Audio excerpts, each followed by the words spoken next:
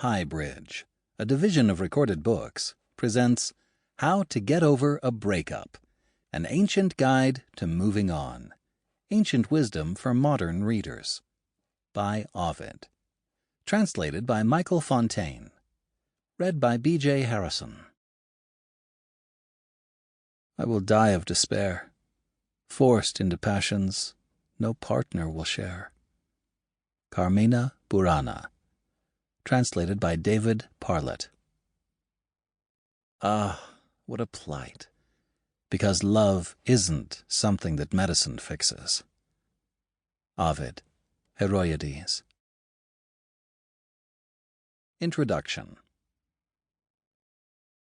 Breaking up is horrible. It is world-ending. All kinds of relationships come to an end or change, and futures we had dreamed of will never happen. Breakups can play games with our minds and bring on overwhelming feelings of grief. And practical problems ensue too. Sometimes we need all new friends or a new place to live. No wonder, then, that breakups are so often compared to losing a loved one. The expression itself evokes the analogy with death. This is not just a subjective impression. In 1967, a pair of psychiatrists sought to quantify and rank the most stressful events in life. The result is the famous Holmes and Rahe stress scale. In first place comes the death of a spouse. Tied for fourth are going to prison and the death of a close family member. Then come personal injury or illness, marriage, and getting fired. These are events so stressful, psychologists say, they can make us physically sick and desperate for help. So, what's in the second and third place? You guessed it. Divorce and marital separation. With stakes like these, can anyone, much less a poet from ancient Rome 2,000 years ago, really help us through it all? That may sound absurd. Psychotherapy is surely not the first image that Greece or Rome brings to mind. The Colosseum, maybe, or the Parthenon, or the Iliad. But a clinical psychologist? If that's jarring, then consider the case of Antiphon. A contemporary of the philosopher Socrates, Antiphon of Rhamnus, who lived from 480 to 411 BCE, eventually became an influential statesman in classical Athens. His first career, however, had been different. Antiphon devised an art of relieving distress, as physicians treat people who are sick.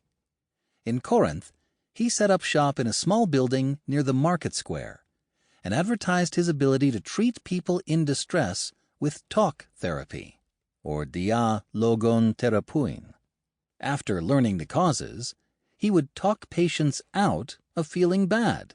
He also announced a series of antidepressant lectures, which would show how no heartache was so great that he couldn't banish it from the mind.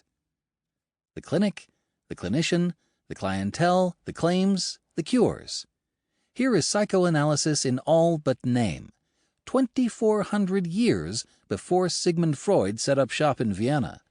And sure enough, in a book titled Getting Along, Antiphon offered advice on dealing with setbacks, money, boredom, unrealistic hopes, self-control, and marriage. It's no surprise, then, that he also allegedly wrote a book on the interpretation of dreams. The poem translated here as How to Get Over a Breakup suggests that 2,000 years ago, practitioners like Antiphon and Freud were plying their trade under the archways of ancient Rome. As we shall learn, Ovid, our poet, poses as a relationship counselor no different from his counterparts today, citing case histories and dispensing lightly medicalized advice to help cure us of unrequited love. And what Ovid has to say won't just surprise and entertain you, it can help you too. Stars up above are outnumbered by girls here in Rome who could use love. Ovid, The Art of Love. Publius Ovidius Naso was born more than 4 centuries after Antiphon, in 43 BCE. He died in 17 CE, leaving behind the world's first autobiography.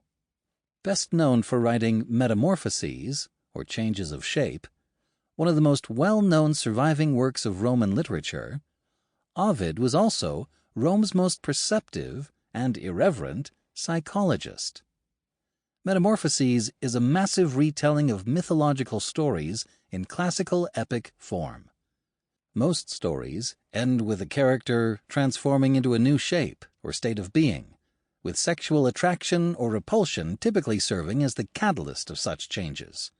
And in narrating each story, Ovid explores the psychology of love in many sensitive, subtle, and unexpected ways. Born 90 miles outside the city, Ovid moved to Rome for his schooling and fell in love with it. From then on, Rome and love became central to his worldview.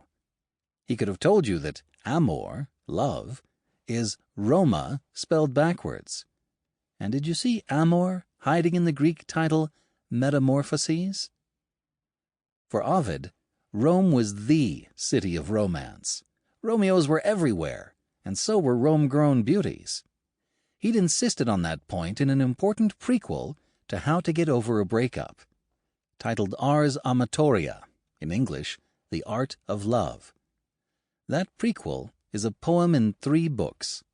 The first 2 books were intended to teach the men of Rome how to find and keep a girlfriend, while the third offers women strategies for finding a man. Posing as a professor of love, Ovid was semi-seriously teaching his readers techniques and rules for seducing the opposite sex. Yes, the opposite sex. Ovid writes about several queer and non-binary relationships in Metamorphoses, but in his love poetry proper, he only talks about women and men. Still, his advice undoubtedly applies more broadly. In the middle of the year 1 CE, Ovid published the sequel, translated here, titled Remedia Amoris, literally, Remedies for Love. The poem completes his systematic treatise on love, and it brings us full circle, from no relationship to no relationship. Even better, this time he addresses his book to women and men alike. Or so he says, anyway. As we'll soon discuss, some of his advice doesn't seem applicable to men and women alike. It's a recurring problem, and it won't take long to notice. More on that in a moment. Ars Amatoria is about falling in love. Remedia Amoris is about climbing back out of it. But that symmetry masks an important change of perspective. In Ars Amatoria, love is desirable and good. In Remedia Amoris, love is a force of ill, indeed of illness itself. This time, love is lovesickness. It is an emotional wound that requires an antidote, like a snake bite, or a disease that requires medical treatment. Over and over, Ovid characterizes love as a physical or psychological injury, a vitium, blemish, a morbus, illness, a vulnus, wound. Accordingly, he prescribes 38 practical suggestions and coping strategies for dealing with a broken heart or a breakup. At times, he even speaks in the voice of a former addict himself, much like a substance abuse counselor who goes into that line of work because he has benefited from counseling in his own life. Yet once again, because the text is frequently humorous, hilarious even, it's never clear how serious Ovid is. The problem is that Ovid is a gleeful provocateur. He is the kind of man who tries to talk you into increasingly crazy ideas, seeing how far he can push it, until you finally protest and he announces with a grin, "Just kidding." In practice, this means Ovid's intentions are never clear. He offers a great variety of tricks and tactics and cures to get over love. Some are insightful and valuable, while others strain credulity. They're presumably effective, but unsavory or immoral or just plain evil. It may well be that Ovid is taking a whatever works approach and genuinely means what he says. As he says himself of his recommendations, someone might say that that's silly. They're small, which is in fact true. But things that are useless themselves, little by little, add up. So just be sure to seek safety in numbers. Compile all my rules and integrate them. Out of steps, far-reaching systems emerge. Or maybe he's just kidding, and the joke's really on us. Every romantic is frantic. Latin proverb. The idea that love is like an illness has been around a long time, and there's obviously something to it. The infatuation, the fantasizing, the pounding pulse, the sweaty palms, the flush, and conversely, when love isn't reciprocated, the heartache, the sleeplessness, the prayers, the anguish, the grief. We've all felt it. This is why Greeks before Ovid connected the goddess Aphrodite with Aphrosyne, stupidity, and the god Eros with Ares, quarreling, and why Romans called connections between cupidus, longing, and stupidus, or gaga, between amare, loving, and amarum, distressing, hard to take, and between amor, love, and mors, death. Nevertheless, Ovid's idea of treating or curing love was something striking and original and new, and the way he developed it is ingenious.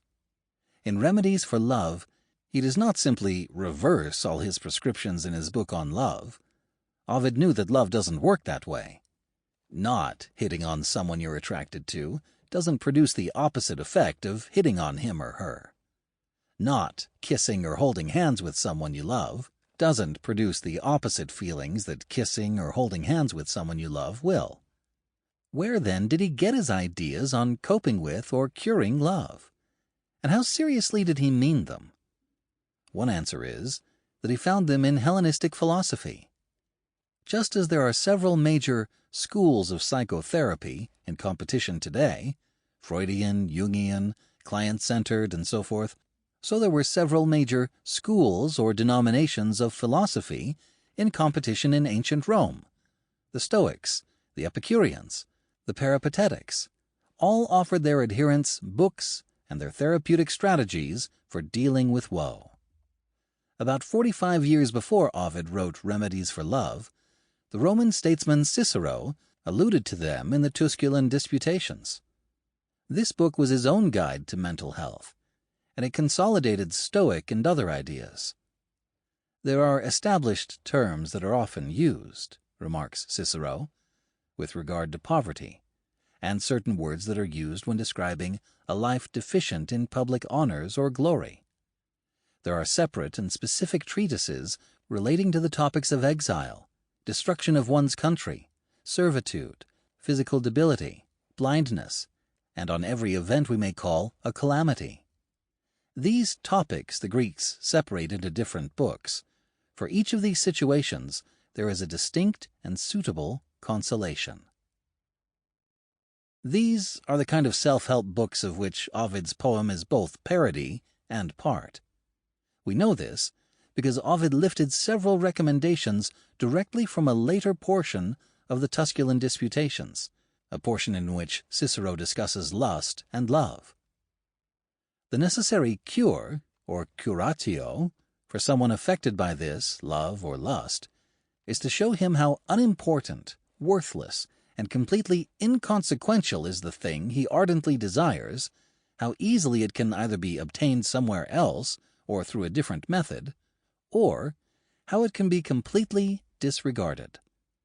Sometimes his attention should be directed to other studies, worries, cares, or curas, and activities. The sick who are not recuperating are often cured, curandus, by a change of physical residence. Some also think that the memory of an old love can be dispelled by a new one, as one nail forces out another. It is from this very passage that Ovid's recommendations in lines 143 to 44, 151 to 52, and 214 come. Some stranger borrowing from Cicero's contemporary, Lucretius, will be pointed out in the translation when we come to them. Despite that debt to Cicero, however, here is where things start to get interesting. Cicero goes on to state an opinion that Ovid read and then rejected. But above all, he, a person affected by love, must be instructed on how powerful love's unchecked fury can be. Of all the perturbations of the mind, there is certainly none more vehement. And even if you do not want to denounce love, and here I am talking about the excesses of illicit sex, enticement, adultery, and finally incest, all of which have an ugliness that deserves to be denounced, the mind's distress in the throes of love is horrible in itself, even if you leave out these excesses. Ovid disagrees. His coping strategies do not denounce or demonize love. In fact, Ovid explicitly declines to do so in the charming allegory with which his poem begins. This is the point to grasp clearly and not lose sight of. Ovid believes in love. He is optimistic about it. When it goes bad, he keeps it personal and specific. He does not recommend swearing off relationships or commitment or women or men or other people entirely. No men going their own way, no women quitting on men, no revenge promiscuity, no revenge celibacy. The temptation is obviously there. It's implied by Cicero. Yet Ovid edits it right out. Shake off the dust and try again, he says.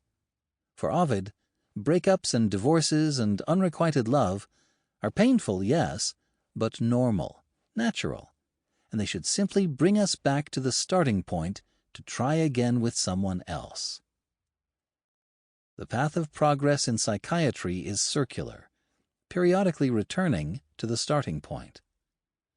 Thomas Sass, The Manufacture of Madness, 1970. Throughout antiquity, and as late as the 4th century CE, lovesickness was regarded as a metaphorical illness. Physicians regarded it as a psychological problem, and they prescribed feel-good remedies like Ovid's. Lovesick patients, recommended Galen, who lived from 129 to 216, who was a philosopher as well as a doctor, ought to take frequent baths, to drink wine, to ride, and to see and hear everything pleasurable. With the fall of Rome in the West, something changed. By the year 1100, as science began to recover in Italy, lovesickness had been reinterpreted as an actual illness, specifically a brain disease. Love, which is also called eros, declared Constantine the African, the most influential medical writer of the time, who died circa 1087, is a disease touching the brain. The evidence had not changed, and lovesickness had not been cured out of existence, yet the idea caught on. In 1496, Battista Fregoso, who lived from 1450 to 1505, a former doge of Genoa, added political clout to psychiatric belief in declaring that love is not only like an illness, it is an actual illness, and dangerous. Remedies for love became increasingly medicalized, and in some cases, pharmacological, that is, pills and drugs. In the 21st century, this view is gradually going away, and therapists are increasingly turning to cognitive behavioral therapy, or CBT, to heal broken hearts. CBT is talk therapy. In CBT sessions, the therapist helps a patient learn to recognize and reevaluate patterns of negative thinking, and hence manage stress more easily. CBT emphasizes the distinction between things we cannot control, like situations, and things we can, like our judgment about or reaction to those situations. Many find CBT highly effective for breakups. Innovative as it may sound, however, CBT is merely ancient Stoicism under a new name, and since Stoic talk therapy was a major source of Ovid's recommendations in the first place, it seems we're closing the circle. With the onset of social media, moreover, Ovid's advice has become relevant in a new way. 2,000 years ago, Ovid was writing for an audience based in the city of Rome. His readers couldn't just up and leave town if a relationship went bad. They had to find a way to move on, while realizing they'd probably run into their ex again. It's the same in our hyper-connected world today. 20 years ago, you could still up and leave town. Not anymore. You may unfriend your ex, but the algorithm ensures you'll see reminders and friends of friends for a long time to come. For anyone who finds our new reality painful, Ovid may have something to tell us yet. A note on the translation. Ovid's text is a poem in elegiac couplets, a traditional Greek meter widely used in Latin. In this meter, the odd-numbered lines are longer. They are 6-beat dactylate hexameters, consisting of long and short syllables in various combinations. The even-numbered lines are shorter. They also have 6 beats, and they begin exactly like the odd lines. Unlike the odd lines, though, they then split directly in half, pause, and begin again. Verses 41 to 42, which imitate a carnival barker's patter, are a nice illustration of how this works. Step right up, all you native victims. Come to my dictums. If you're a fool for love, pause here, or been bamboozled, betrayed. In the even lines, you'll occasionally find a rhyme at the end of each half. When you do, the rhyming words are typically a noun and adjective in agreement. Why translate Ovid, who wrote in verse, as prose, as I've chosen? Simple. Nobody reads poetry much anymore. Still, though, I've aped the original rhythm through the translation. You'll hear cadences striking to your ear. A quick start guide to remedies for love. Having the gods exist pays off. Since it pays, let's believe it. Ovid, The Art of Love. Ovid was an atheist. The previous quote became immensely popular in the Enlightenment. In his poetry, though, he affects to converse with gods, and he exploits popular myths about them constantly. The following are the 3 most important gods here. Cupid, who has 2 names in Latin, Cupido, meaning desire, and Amor, meaning love. His Greek name, Eros, gives us the word erotic. Cupid is imagined as an angel with wings, either a cherub or a young man, holding torches. He wields a bow, with which he fires off the arrows, tela, that fire up love. Venus, meaning sex, is Cupid's mother. Her name yields venom, from venenum, a love potion, and yes, venereal. Her Greek name, Aphrodite, gives us aphrodisiac. She is married to Vulcan, god of volcanoes, but consorts with Mars, god of warfare and martial arts. In Homer's Iliad, she fights in the war, but is wounded by the hero Diomedes. Apollo is the god of both poetry and healing, and hence, for this therapeutic poem, doubly relevant. He wears a crown of laurel in his hair, carries a lyre, and, like Cupid, wields a bow and arrow. Like all Roman philosophers, Ovid argues from anecdotes. He takes many illustrative examples from mythology and legendary history, especially stories connected with the Trojan War, which was from 1194 to 1184 BCE. Like many teachers, he expects you to either know the stories or go look them up. He takes a special interest here in Phyllis, whose story he tells in lines 591 to 608, and Circe, 263 to 90. Circe, the enticing enchantress of Homer's Odyssey, dwelled on a promontory just south of Rome named Monte Circeo. Against all the odds, Ulysses, Odysseus, king of Ithaca, summoned the strength to leave her. Other allusions are explained in the endnotes. Finally, Ovid is a shock artist, and one of his techniques here is to shock the patient back to reality. When he uses coarse or demeaning language, therefore, so do I. For example, Ovid routinely calls women girls, puellae, and in one case he refers to humping, inire, and worse. Given the explicit defense he makes of his art halfway through the poem, it would be a mistake to pretend he does not say these things. Attempts to censor Ovid began in his own lifetime and have never stopped. Bucking this trend, this edition opts instead to indicate where Ovid seems determined to cause offense and to suggest reasons why. Remedies for Love by Publius Ovidius Naso. Prelude, a close call. Love got a peek at the title and name that I'd picked for this guidebook. "War!" he gasped. "So I see. Plans for a war.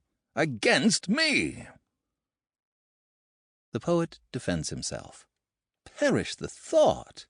Cupid, don't accuse me, your apostle, of sinning. Don't forget, I'm the one who carried the banner for you. I'm not some Diomedes who wounded your mother and sent her clear to the sky in retreat, borrowing horses from Mars.